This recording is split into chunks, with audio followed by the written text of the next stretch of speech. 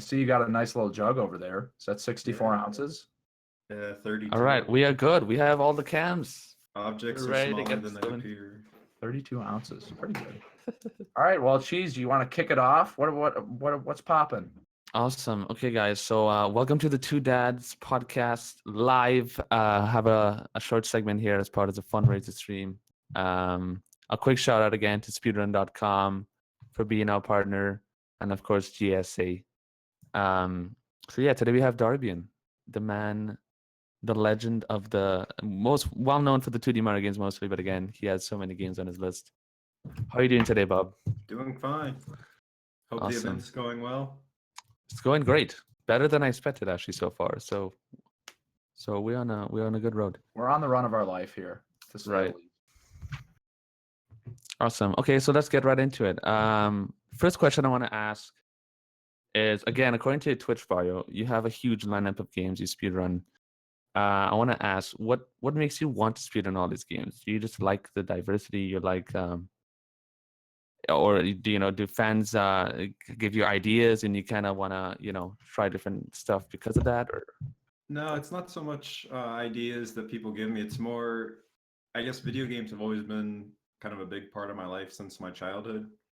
Like especially retro gaming, which I guess was modern gaming back then. But I was fortunate enough to not have my parents throw away all my old gaming stuff or sell it or give it away, like has happened to a lot of people. But once I got into speedrunning, I kind of had a great desire to go back to those games that I played as a kid and then like learn how they work, with an adult mind now and be able to really break them open. So it's a lot of nostalgia for me for the games that I've played, just games I played a lot as a kid that now I can go back and play in a completely different way.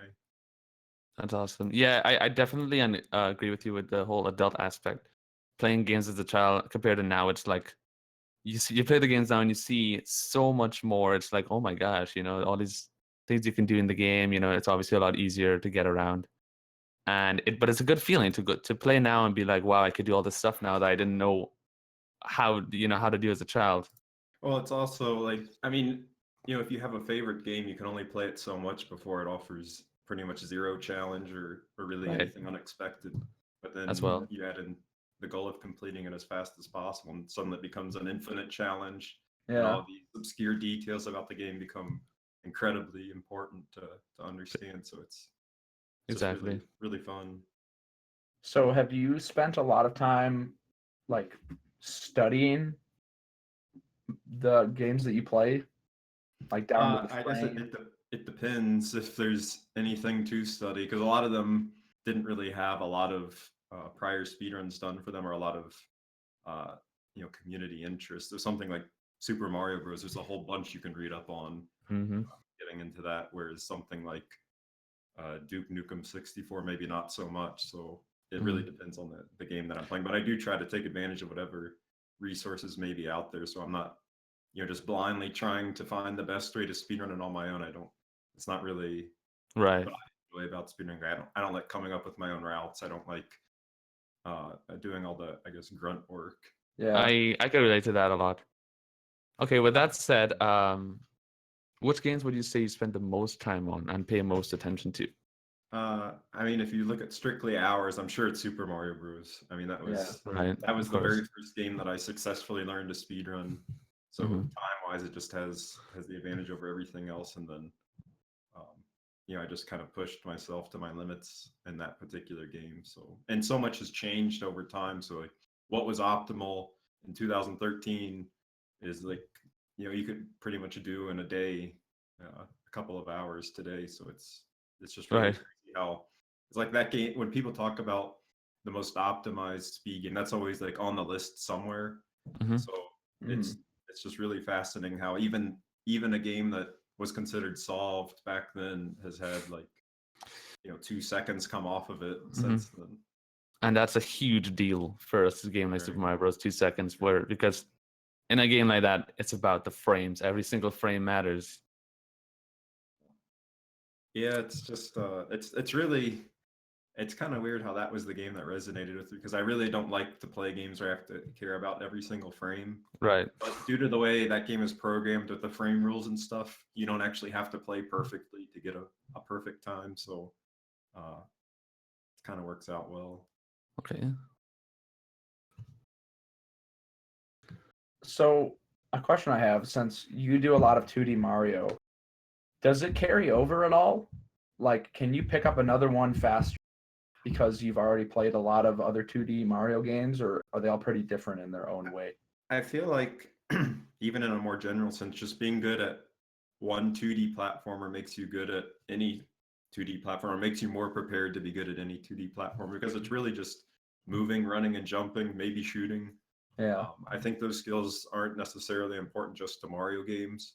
Interesting. But I mean, the Mario games just have a nice polish with level design and complex mechanics, and just great music to listen to, which I think is important. Yeah. If you're going to be listening to it a whole bunch. So, and they're just not horribly broken, so the runs kind of resemble an intended playthrough for the most part, save for a few tricks. But yeah, I mean, absolutely. Once I learned one game, it became easier to learn any other platform going forward, because then I could kind of build my own process for how I go through that. Okay. And I also mentioned like the tools that are available now compared to when I got into speedrunning. It's just so much more abundant. There's all these save states. There's all these flashcards that are easily obtainable. Practice ROMs. It's just that stuff. I really think that the tools alone have been responsible for lowering the times in the top games by so much. Yeah, definitely. No, totally agreed. Yeah. Okay, another side note. I see on your bio, there's Super Mario Bros. 2, and then there's Super Mario Lost Levels.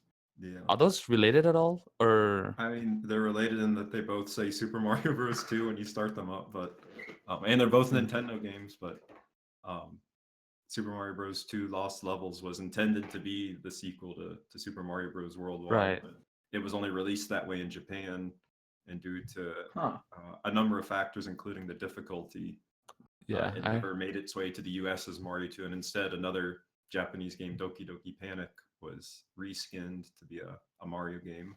But I still count them all. Like, people argue whether it's really a Mario game or not, but I mean, the company that makes Mario says it's a Mario game. It's not a big deal to me. I consider it a Mario game, but just because it is a Mario game, that's what it's released as. But I mean, it's a platform, you run and jump. It's a little weird how you pick up enemies, but again, it doesn't take a lot of getting used to, I guess. Although I will say it's one of the more unforgiving Mario games. How come? Just the continue system. Mario 1 lets you always continue from the world that you died on as many times as you want. Lost Levels was the same way, but Super Mario Bros. 2, it's kind of rough to just beat casually, and then you have 2 continues and it's fully game over. So it's just a little rougher at the beginning, but once you start speedrunning it and game overs aren't a threat anymore, it's just like any other game. Okay. So Dragster, give me a little insight on Dragster, because you mentioned that you don't necessarily like the idea of every frame, mattering, but then Dragster is like, it's the epitome of that, Well, I mean, it really isn't every frame perfect. I think every input has some window of frames, so it's like it varies. I think there are a couple of frame perfect inputs in it, but some you have like 5 or 8 frames to do. But I mean, Dragster was. It's kind of like a side project, kind of fun thing. Yeah, it was just like it kind of swept the speedrunning community, and as I said, I still have all my old gaming stuff from my childhood, and that includes the Atari that I had. So I never actually did a speed run on Atari, because those games really aren't my kind of thing. Like, I don't have a lot of nostalgia for them, and they're kind of basic, like score-based games. But when this Dragster thing came out, and I saw OmniGamer's analysis, and he basically put a spreadsheet out saying, do these inputs in these frame windows, and you'll achieve this time that's never been done before. So I thought, I'll pay the $3 for the game and give it a try. Right. It was just a really fun, like you said, side project. But it's just one of those things that kind of blew up in the community overnight almost, and Right. then it it reached its conclusion, and even today's people still play it. Yeah. So, a lot of talk about speedrunning. What brought you to the scene? What was your first encounter with the speedrunning community? So,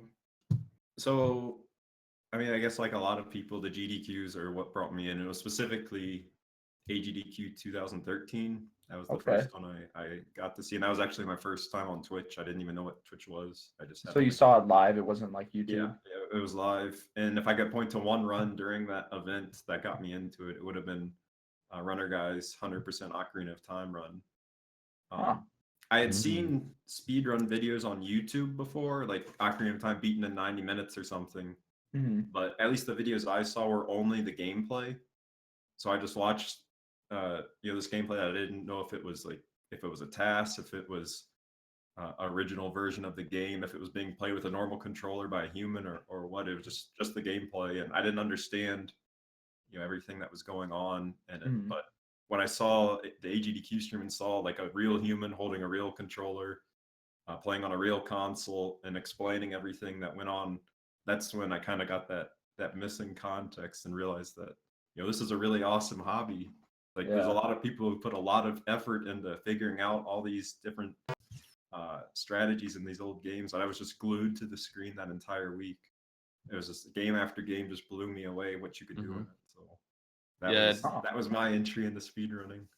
That's the pretty much the same thing with me and my brother. My brother actually found out about it before I did, and he actually used to speedrun before I did.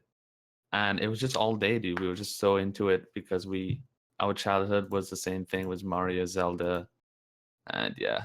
When was that when were you first exposed, Cheese, to it? Well, the first time I found out about speedrunning was 2012. Okay. And then 2013, my brother started speedrunning. He speedrun quite a lot of games. And he stopped. And then I started right after he stopped in 2014. And actually, I've talked about this before. My goal was to start speedrunning Ocarina of Time first, because that was my all-time favorite game. And then I saw Mario and I thought, this looks a lot easier to get into. And I already had it on VC. So when I started, it just, I didn't want to stop. It was great. Right. So what was your first game? Super Mario Bros? No, actually it wasn't. That was the first game that I streamed. That was the first game I successfully learned to speedrun, but I'd actually tried to learn 2 games before that. And they were 2 very forgettable NES games. One was called Air Fortress and one was called Big Nose the Caveman.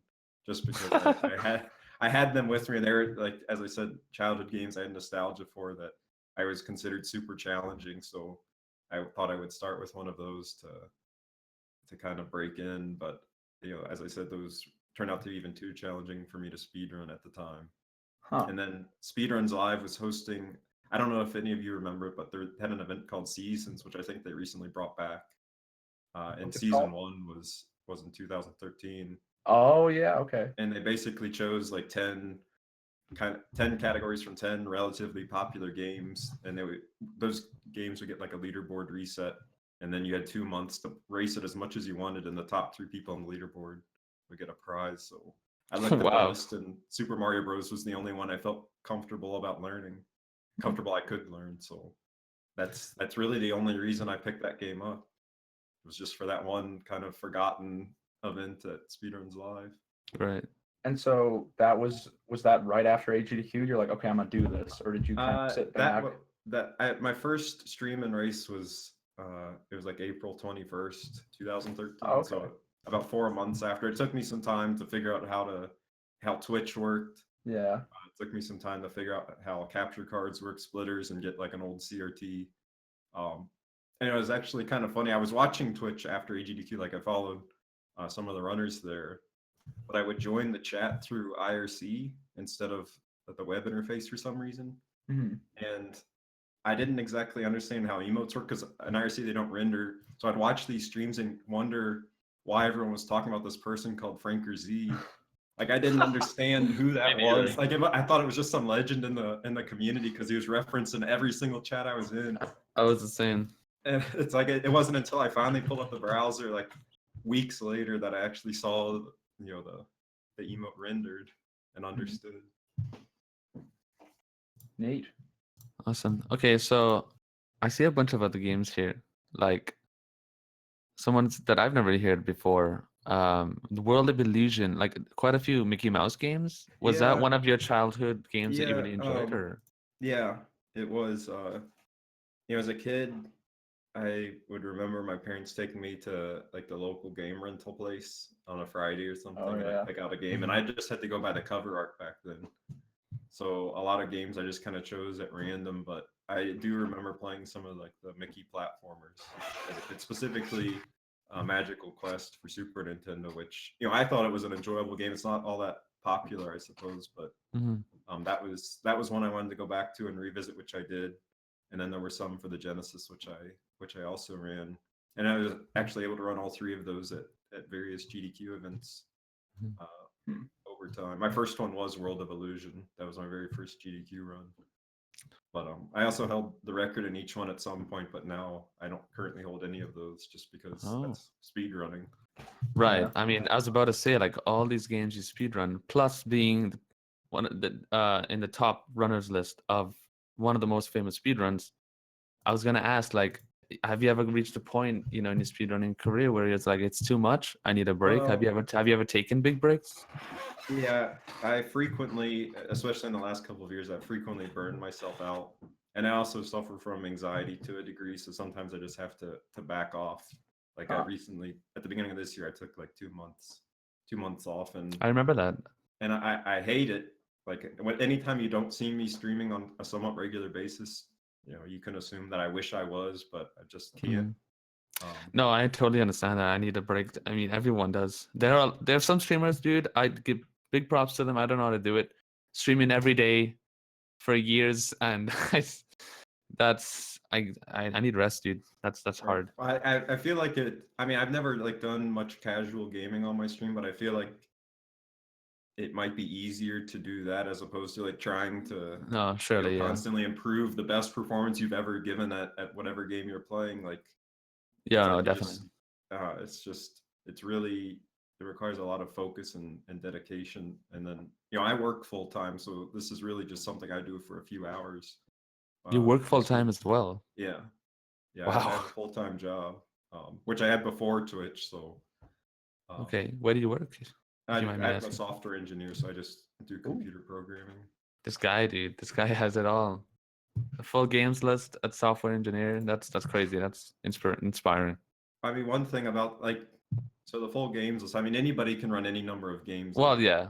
And obviously the less obscure a game is, the easier it is to get the more obscure a game is, the easier it is to get a record in it. So I don't like when people talk about number of records and stuff, it really doesn't mean that much to me. When they like talk about how many I have, I tell them it's just a number. And if anybody really wanted to put in the time, like if the whole community decided they were going to take all my records one day, I bet in like 24 hours I could have been wiped out. Like they're not as impressive as people make them out to be. Like not all records are equal, obviously. Yeah. No, of course not. Yeah. But like one issue with running so many games is that people always want you to go back to play whatever game you were playing when they first found you. It's like, man, I'd love to see you play this again or this again, or I never got to see you play this, but you should go back to it. So it's like they want me to play everything that I've played and defend every record I've lost, which is just not like, it's not feasible. It's like I hopped in those games and did what I wanted to do and kind of left, and maybe I'll come back someday. Of course. I just got to play what I want to play, because if I try to do anything else, the burnout's that much worse. Like I can't force myself to play something if I'm not feeling it. Feel that. Well, we are on GSA's Fundraiser Marathon. GSA, they're relatively new, trying to be a competitive, go-to competitive thing for the speedrunning community, planning on starting a league system for a couple of games starting in 2019. What are your thoughts on esports and speedrunning? It's really cool to see how all this has kind of blown up in the last couple of years. Like all these big competitions I've seen, pulling a ton of viewers and bring like a ton of new interest into these games. Like I think like the randomizers and stuff, those tournaments around those have become immensely popular. So I'm all for it. Like it's like an extension of speedrunning, and I feel like it's unavoidable that would happen. Like so, it's like if people are happy doing it, then I have no issue with it. If it was to reach when it reaches that stage, do you think you'll be interested in joining the leagues and the seasons, etc.? I'm really not sure. Like I've never been one to really. I'm not all that competitive, like in terms of races and stuff. Like I like to challenge myself when I play and do what I'm capable of, but I don't really like all the build up to like one specific run to have one chance to compete with somebody to Right. get a good run, because that's really not what speedrunning is to me. Like speedrunning is trying over and over and trying to like perfect things as you go and slowly improving and just hoping you hit that one good run, as opposed to just getting one shot and trying to do as well as you can, which is kind of why I get really nervous and stuff before GDQ runs, because it's not really the way that I play. I guess considering you have a full-time job and like you said, you see that speedrunning as something you could do a few hours a day of your your pastime games, your passion. I could definitely see where you're coming from. Yeah, and to be honest, even if I had more time, I'm not sure that I would speedrun any more than I do, because after a few hours, I'm kind of done anyway.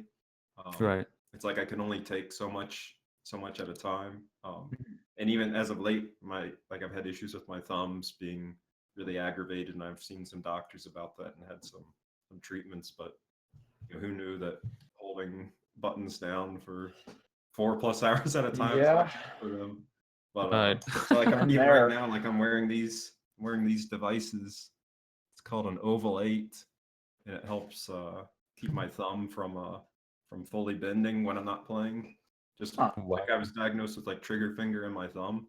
Wow. So I've tried to take what measures I can so that I can keep speedrunning in general. Yeah. I'm not gonna lie.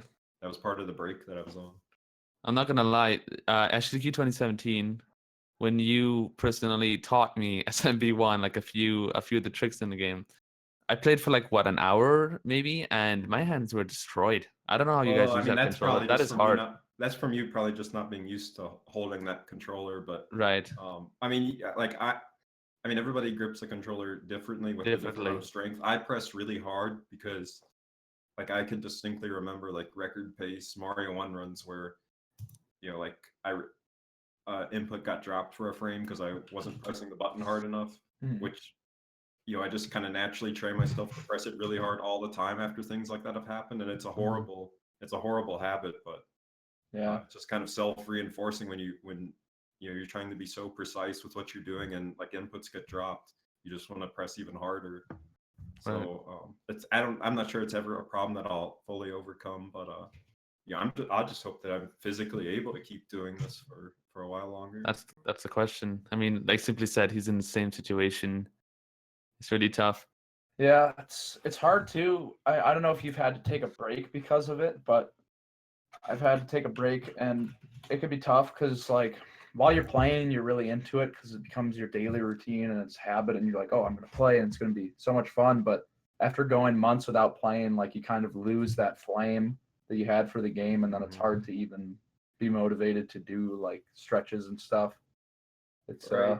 There were definitely red flags. Like I can remember once, like the game I was playing at the time where it kind of flared up was Mario 3, and I distinctly remember at the start of one stream when I was still warming up, like there was a level that I wasn't getting, and I specifically said even out loud, like my hands hurt too much to keep practicing this, so I'm gonna move on. And that should have been a flag to like stop. But I tried to play through it, and then I paid the price by having to take 2 months off and not really feeling much better. Dang. There were moments like that for me too. In my case, it's kind of weird though, because I use a Hori mini pad and it's a very small controller.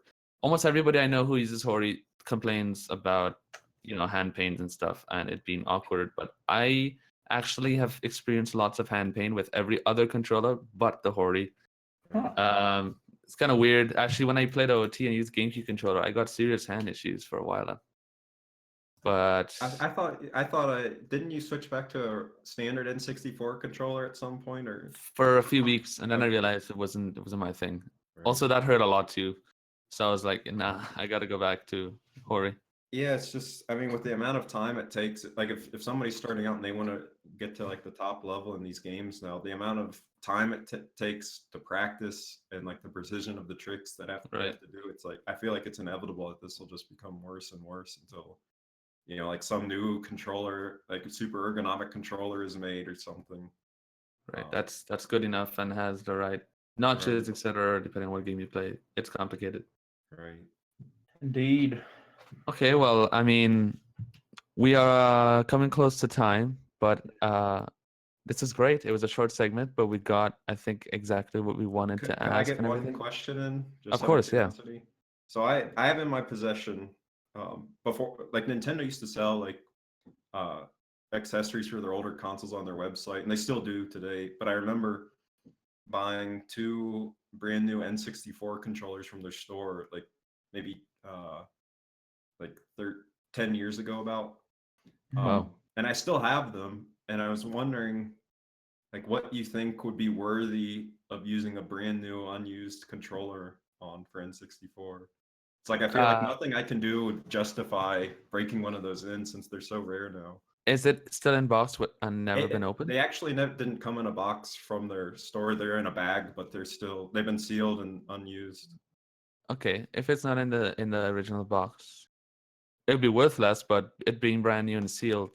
Oh, I'm not talking about like selling. I'm talking about like what activity you think would be worthy of using them for. Like, oh shoot! I mean, if you're not speedrunning N64 games or anything, then I'm not really sure. I'm not good enough at any N64 games. Right. But, to be honest, not really much. I don't think. I thought you were gonna say Mario 64. My first. Yeah, I mean Mario 64, of course, but I don't know if he wants to play that game or to speedrun that game. So I don't think you're planning on it. Maybe when you beat my 1-star time. I did it on purpose for you to use the controllers.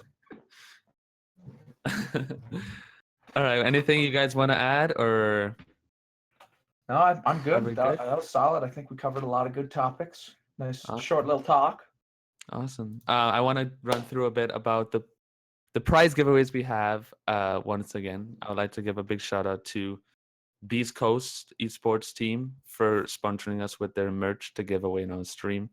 Once again, there's the information in the commands in chat, but $5 donation enters you to win a copy of Celeste. $10 you get a Beast Coast bag. $15 you would get a sweatshirt. No, it's a sweater. It's a zipped up sweater. Zip up hoodie. And the $20 would enter you to get the official Beast Coast esports jersey with the sponsors, etc. And the $25 is the ultimate prize, the N64 bundle with it. It's an N64, SM64 cartridge, and an N64 controller, all signed by yours truly, Big Daddy. And yeah, thanks again, everyone, for watching, and thank you, Darbian, so much for being here. Yeah, thank you so much. It was a pleasure. Good luck with the rest of the event. Thanks, man. Thank you so much. Keep you posted on everything. See you later. Thanks for watching. Goodbye. Peace.